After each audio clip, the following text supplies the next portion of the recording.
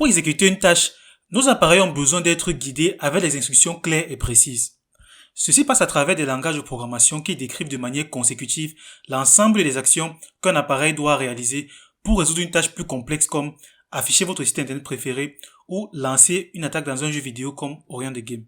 Il existe des centaines de langages de programmation, chacun avec sa propre logique et syntaxe.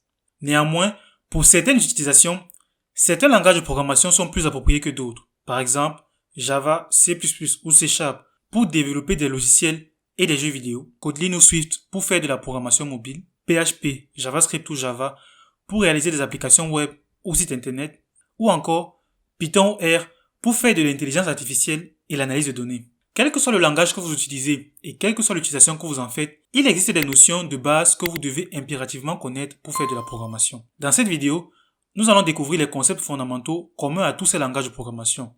Entre autres, les variables, les fonctions, les conditions, les boucles et l'algorithmique.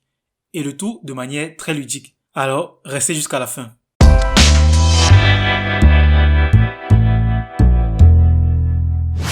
La première notion commune à tous ces langages de programmation est bien évidemment l'algorithmique. C'est une notion essentielle qui permet de mieux appréhender la programmation. Selon Wikipédia, un algorithme est une suite d'instructions finies et non ambiguës permettant de résoudre un problème. La méthode de confectionnement d'un tissu et l'élaboration d'une recette de cuisine sont par exemple des algorithmes présents dans la vie quotidienne. En général, un algorithme peut recevoir ou non des entrées, exécuter par la suite des instructions et retourner ou non à la fin un résultat. Si vous souhaitez par exemple préparer du ndolé, un repas camerounais d'ailleurs très délicieux, vous allez à peu près suivre les étapes suivantes. Premièrement, laver et faire cuire 200 g de feuilles de ndolé.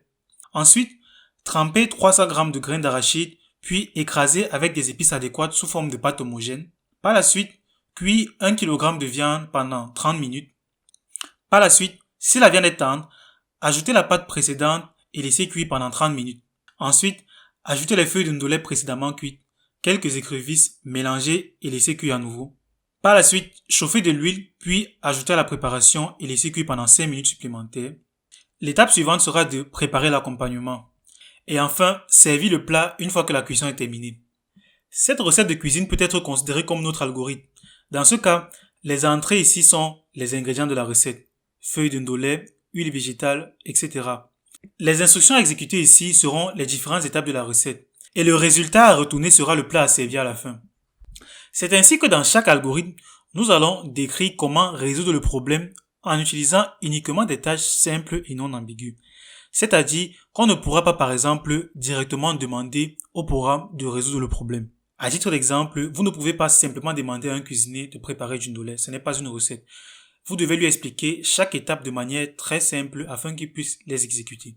En programmation, la recette de cuisine correspond à notre code source et le cuisinier qui va réaliser la recette ici est notre appareil qui va exécuter le code, c'est-à-dire votre ordinateur, votre smartphone ou tout autre appareil pouvant exécuter du code. Si le code fourni a des erreurs ou n'est pas convenablement structuré, l'ordinateur ne pourra pas correctement l'exécuter. Dans l'exemple de la recette, si celle-ci est mal élaborée ou contient des erreurs, le cuisinier ne comprendra peut-être pas la recette et ne pourra rien faire. Ou alors va préparer quelque chose, mais pas ce à quoi on s'attendait. En programmation, on dit qu'on a des bugs. Et c'est notre rôle en tant que programmeur de corriger ces erreurs dans le code. On dit qu'on débug le programme. La deuxième notion commune à tous ces langages de programmation est la notion de variable. Une variable est une partie de la mémoire que notre ordinateur nous prête pour stocker des valeurs. Imaginez les variables comme des petites boîtes dans lesquelles l'ordinateur va contenir des valeurs dont on aura besoin plus tard. Et quand nous aurons besoin de ces valeurs, l'ordinateur pourra ouvrir cette boîte ou les modifier au besoin. Si nous revenons à la recette précédente, vous pouvez constater qu'on a des valeurs qui peuvent changer selon le nombre de personnes par exemple. 200 grammes, 300 grammes, 30 minutes, etc. Eh bien, en programmation, ces valeurs peuvent correspondre à des variables.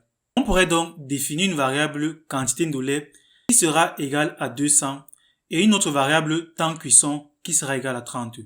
Même si dans ce cas de figure j'utilise le signe égal, il ne s'agit pas d'une égalité. En programmation, on parle d'affectation. C'est-à-dire que on va stocker la valeur 200 dans la variable quantité ndolé.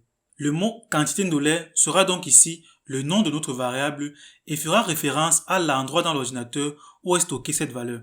Vous pouvez choisir le nom que vous voulez pour vos variables. Mais dans chaque langage de programmation, il y a des mots-clés à éviter et quelques règles à respecter. En plus de son nom et de sa valeur, une variable en programmation est caractérisée par son type, c'est-à-dire le type de données qu'elle peut contenir.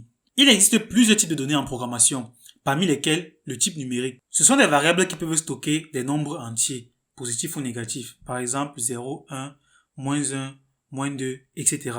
Ensuite, on a le type réel. Ce sont des variables qui peuvent contenir des nombres à virgule, par exemple 0,5, 2,12, pi, etc. Il y a également les variables de type alphanumérique ou les chaînes de caractères. C'est tout simplement une variable qui peut stocker un caractère ou une chaîne de caractères. En d'autres termes, du texte tout simplement. Pour ne pas créer d'erreur dans le code lorsqu'on va déclarer des variables de type alphanumérique, on va souvent préciser la valeur entre quotes ou entre guillemets. Dans la recette précédente, on peut par exemple avoir une variable qu'on va nommer accompagnement qui va contenir l'accompagnement à préparer. Par exemple, banane plantain, manioc ou igname. Le dernier type de variable est le type booléen. Ce sont des variables qui peuvent contenir deux types de valeurs, soit vrai, soit faux. Elles sont généralement utilisées pour faire des tests logiques. Il existe plusieurs autres types de variables plus ou moins complexes, mais ils se basent pratiquement tous sur ce qu'on vient de citer. Il est possible de faire des opérations sur des variables, addition, soustraction, multiplication, division, comparaison, etc. On pourrait bien dans la recette précédente créer une variable nombre de personnes qui serait renseignée par l'utilisateur, et on pourrait ainsi calculer la quantité d'un dollar utilisé en fonction de ce nombre. Pendant la préparation de votre repas, vous serez certainement amené à faire des choix. Par exemple, si j'ai des écrevisses, rajoutez dans la préparation. C'est également le cas dans la vie quotidienne. S'il pleut, sortez avec un parapluie, sinon laissez le parapluie à la maison. En programmation, ce concept est très fréquent et est connu sous le nom de conditions. Les conditions sont des structures de contrôle qui permettent d'exécuter un ensemble d'instructions en fonction du résultat d'un test logique ou d'une valeur booléenne. En gros, on évalue si une action ou une expression est vraie ou fausse et selon le résultat, on exécute ou non un bloc d'instructions. En programmation, on utilise généralement les expressions if ou if-else pour implémenter les conditions. Pour regrouper les blocs d'instructions, certains langages comme le Java ou le PHP utilisent les accolades, tandis que d'autres comme le Python ou le Ruby utilisent l'indentation, c'est-à-dire laisser de l'espace ou un décalage entre l'instruction principale et le bloc d'instruction. Il existe également des opérateurs pour les conditions, en l'occurrence 3 principales, le et, le ou et le non. Les symboles de ces opérateurs varient d'un langage de programmation à l'autre. Si nous avons par exemple deux conditions C1 et C2, pour que le résultat du test soit vrai, en utilisant l'opérateur et, il faut impérativement que les deux conditions C1 et C2 soient vraies. Par exemple, si j'ai des feuilles d'indolé et des graines d'arachide, alors je peux préparer mon plat. Dans cet exemple, si l'un des éléments, soit les feuilles d'indolé ou les graines d'arachide manquent à l'appel, alors il ne sera pas possible de préparer le plat. En utilisant l'opérateur ou, il suffit que l'une des conditions soit vraie pour que le test soit vrai. Par exemple, si j'ai des bananes plantain ou du manioc, alors je peux préparer l'accompagnement. Dans ce deuxième exemple, j'ai besoin d'un seul élément pour pouvoir préparer mon accompagnement. L'opérateur non, quant à lui, inverse tout simplement le résultat de la condition. Si nous revenons à notre préparation, vous constaterez que nous devons à certains moments exécuter certaines actions de façon répétitive dans certaines conditions. Par exemple, tant que la viande n'est pas tendre, laissez cuire. Ce concept est également très utilisé en programmation et est connu sous le nom de boucle. Une boucle est une structure de contrôle qui permet d'exécuter de manière répétitive un bloc d'instructions sur la base d'une condition booléenne. Il y a plusieurs manières d'implémenter les boucles en fonction des langages de programmation. Mais les principales manières de faire qu'on retrouve dans presque tous les langages de programmation sont premièrement la boucle tant que. En programmation, on utilise généralement l'instruction while pour désigner la boucle tant que. Donc, tant que la condition est vraie, la boucle s'exécute. Et une fois que la condition est fausse, la boucle s'arrête et le programme poursuit son exécution. La deuxième manière généralement utilisée pour représenter les boucles est la boucle pour. En programmation, on utilise généralement l'instruction for. Cette boucle signifie tout simplement que pour tout élément compris entre un début et une fin, alors on va exécuter un bloc d'instructions. Il existe d'autres types de boucles mais qui n'existent pas forcément dans tous les langages de programmation, tels que la boucle do while ou encore faire tant qu'en français et la boucle for each ou encore faire pour chaque élément.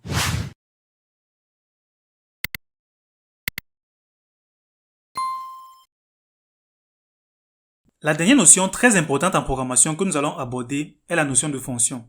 Une fonction est un bloc d'instructions que l'on regroupe afin de pouvoir les réutiliser plusieurs fois dans le code. Nous avons défini un algorithme comme une suite d'instructions finie et non ambiguë. Cependant, si nous regardons notre recette de plus près, nous retrouvons certaines instructions un peu plus complexes. Des instructions qui peuvent être décomposées en d'autres beaucoup plus simples. Par exemple, préparer l'accompagnement inclut plusieurs instructions beaucoup plus simples comme éplucher l'accompagnement, laver l'accompagnement, faire cuire l'accompagnement à feu doux, et ainsi de suite. Cette instruction peut même inclure des conditions. Par exemple, si l'accompagnement c'est du manioc, faire cuire pendant 15 minutes, etc. Ceci pourrait très bien représenter une fonction dans notre programme. En général, pour écrire une fonction en programmation, on lui assigne un nom en respectant pratiquement les mêmes règles que pour le nom d'une variable. Ce nom est suivi d'une parenthèse et d'un bloc d'instructions exécutées. Une fonction peut être écrite avec ou sans paramètres, encore appelé argument. Une fonction peut également retourner ou non un résultat. On pourrait donc avoir une fonction qui prend en paramètre deux nombres et retourne leur produit. Dans certains langages de programmation rigoureux comme le C, une distinction est faite entre les fonctions qui retournent un résultat et celles qui n'en retournent pas. Ainsi, par convention, on appelle procédure une fonction qui ne retourne pas de valeur. Voilà donc ainsi présenté quelques concepts de base que vous retrouverez dans presque tous les langages de programmation. Si vous avez des questions ou des remarques, laissez-les nous en commentaire, nous serons ravis de vous répondre. Et si vous aimez ce type de contenu, abonnez-vous à la chaîne pour ne rater aucune de nos prochaines vidéos.